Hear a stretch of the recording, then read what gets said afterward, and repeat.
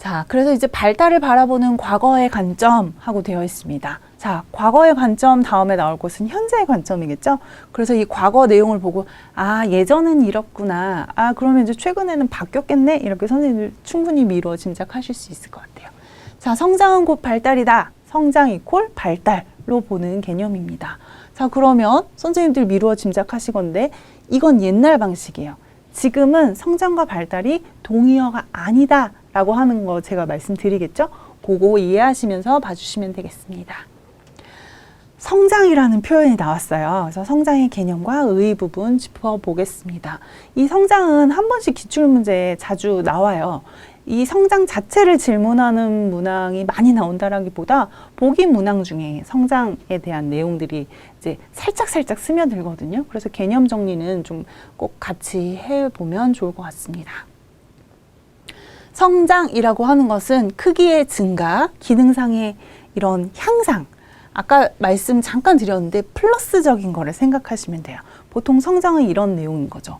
그래서 성장 쪽에 관심을 갖고 있으면 나이가 들면서 나타나는 많은 발달적 변화들 있죠.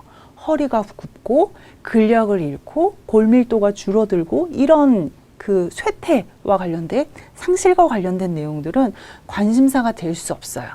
뭐 여기 지금 제가 말씀을 드렸는데 그래서 성장 쪽에 관심을 갖고 있는 사람들에게 있어서 인간 발달은 생애 전반기만 재미있어요.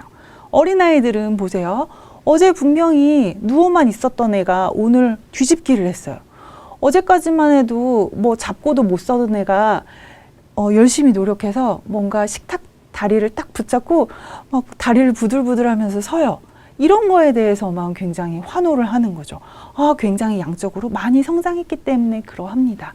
그래서 이런 과거의 관점에서는 이제 뒤에 이어서 설명을 해드릴 텐데 영아기에 관심이 많았어요. 어제와 다른 오늘, 지난주와 확실히 성장하는 이번 주 이런 관점이기 때문에 그런 거죠. 그래서 이 과거에서 이런 발달과 관련된 이론들, 주요 개념들을 보시면 다 아동 쪽, 특히 아동 중에서도 영유아기에 굉장히 집중되어 있는 걸 알 수 있습니다. 뭐 그거는 말씀드린 이러한 드라마틱한 변화들이 워낙 많이 나오는 시기이기 때문에 그런 거죠. 이게 이제 옛날 얘기예요. 그렇고 근래의 관점은 성장과 발달이 동의어가 아니다라고 하는데 이제 이야기의 방점이 찍힙니다. 자, 발달이라고 하는 것은 다차원적이고 다 영역적이고 이렇게 말씀을 드렸어요. 그래서 발달이라고 하는 것이 갖고 있는 엄청난 큰 개념 중에 정말 큰 개념 중에 성장도 여기에 하나 들어가는 거예요. 선생님 어떤 의미인지 아시겠죠? 그렇지 않고서는 보세요. 그렇게 발달론자들이 그렇게 예전에 열광했었던 영유아기는 너무 짧아요. 그런데 우리가 지금 100세 시대를 사는데 인간이 고작 2년, 3년 뭐 이때 다 성장하고 혹은 뭐 20세 미만 이런 20년 동안만 성장한다면 100세 시대의 나머지 80년의 삶은 뭐냐는 거죠. 설명이 안 돼요. 그렇죠? 그런 예전 관점에서의 노년기 발달이라는 표현은 어색한 표현일 수 있죠. 이렇게 해서 실제로 기출문제의 보기가 제시된 바 있습니다. 이건 옳은 설명이에요. 그렇죠? 발달이라는 것은 그런 맥락에서 단순히 세포의 증가나 신체적 성숙만을 의미하지 않는다. 이거 플러스 알파가 있어야 된다는 거예요. 알파, 베타, 감마 이 내용이 있어야 된다는 거예요. 그래서 발달은 인간이 자신의 삶을 살면서 주위 환경에 적응해 나아가는 그런 프로세스로 봐야 한다라고 하는 것이 오늘날 발달을 바라보는 관점입니다.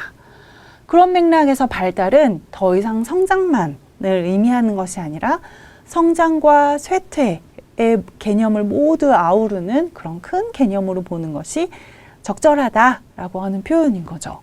이거는 아까 지금 말씀드린 내용을 이제 좀 요약한 부분이에요.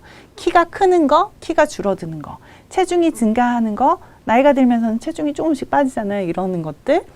뭐 지식의 양이 확 인지 기능이 높아졌다가 나이가 들면서는 유동성 지능은 감소하죠. 그죠? 이런 부분들을 다 아우르는 것이 발달이다라고 하는 것이 있습니다. 그래서 이렇게 보기가 나오면 틀려요. 기출문제에서는 이런 식으로 살짝 좀 꼬아서 내거든요. 발달 단계에 따라서 신체적이고 심리적이고 사회적 기능을 분절적으로 이해하는 것이 옳다라고 하면 틀려요. 그렇죠? 선생님들 제가 지금 계속 말씀드리지만 종합적이고 통합적이고 뭐 이런 표현 쓰고 있잖아요. 분절적으로 이해해야 한다는 건 틀린 표현인 거죠. 양적 변화, 질적 변화 당연히 중요합니다. 그렇죠? 그런 맥락에서 이런 식의 보기로도 구체화되기도 합니다. 발달이란 점진적으로 일어나는 체계적인 변화이다. 맞는 표현이에요. 그렇죠? 질적보다는 양적 변화를 의미한다 라고 하면 틀려요. 네. 질적 변화도 중요하고요. 양적 변화 역시 중요합니다. 이런 부분에 나온 건 앞의 내용은 사실 그렇게 틀리다라고 할 수는 없는데 뒤에 부분 때문에 이 보기 문항은 틀린 예시가 되겠습니다.